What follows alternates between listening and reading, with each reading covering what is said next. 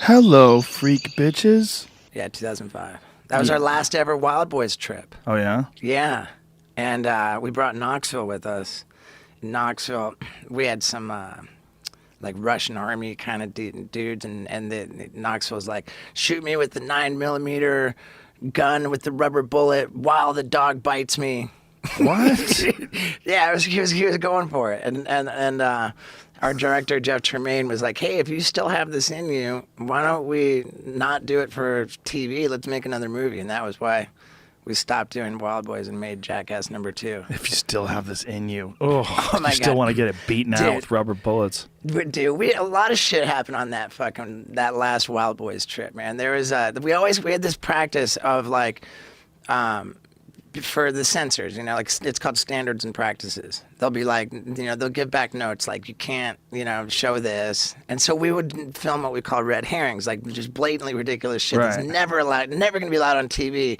But then we'll be like, okay, well, we'll cut this out. And so then we'll be able to keep some other shit. Right. So we would always go out of our way to film this fucked up stuff. And in Russia, we, me and one of the guys from the crew, put on these animal suits. What was it at the time? It wasn't panda bears. It was polar bears with a big fucking like mascot head.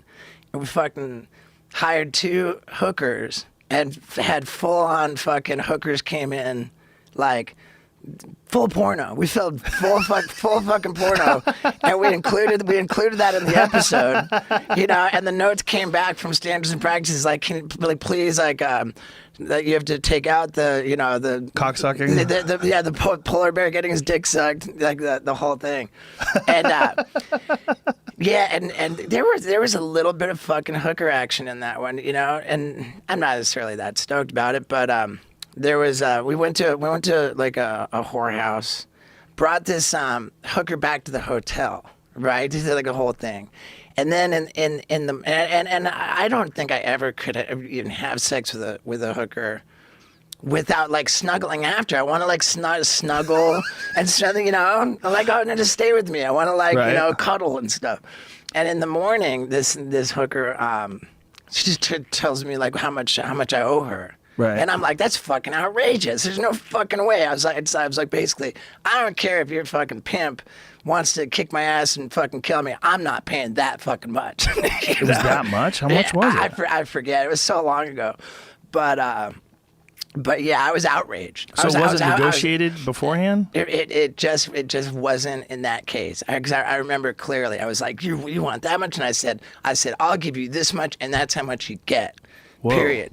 And we came out, right, like you know, I gotta go film, and walking through the lobby, Knoxville is down there having breakfast. This hooker comes walking by Knoxville and she says, that's not Steve-O, that's Cheapo. Yeah.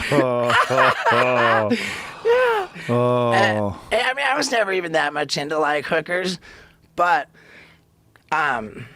you know, in looking back on it, I guess I really fucking kind of had sex with a bunch of hookers because I had this girlfriend, and you know, like I work like a program of recovery. I got to be honest and shit. And I had this girlfriend. She was an English chick, and she says, "Have you ever had sex with a prostitute?" And I'm like, "Oh fuck," you know. And I tell her. Well, like, you know, I never did until I was in England one time, and you know, we did this gumball rally where you race cars with all the rich guys, and you know, they're getting hookers, and they got me one, and you know, I brought her to the hotel, told her the whole story about how I was like, "Can you give me a massage?" And she's giving me a back rub, and this hooker says, "This is one expensive back rub." And I felt like she was making fun of me. And I said, "Oh, fuck it." And I put on some Motley Crue and put on a rubber, and I humped her, okay? You know, I told this story to my girlfriend. She says, I said, "Okay, what, did you, was there any other ones?" And I'm like, "Oh, fuck," you know? I'm like, well, in New Zealand, you know, like, there was a massage parlor, and it turned out that they just have sex with you, you know, like, and it's a joke. You know, it's like I felt like I was having sex with a prostitute, but she was a masseuse. like, she said, "There's another one." And I'm like, well, there's a time in Indonesia. Oh no! So it just kept rolling off. Yeah, and the thing was that at that exact time she arranged this trip to go to Cornwall. It's this little surf town in England, because I like collect pictures with of like different countries where, and I call it my surf passport. And I'm like, I want to get a surfing photo so I can include England. And she says, I don't know why you're making a surf passport. You should have a fucking hooker passport.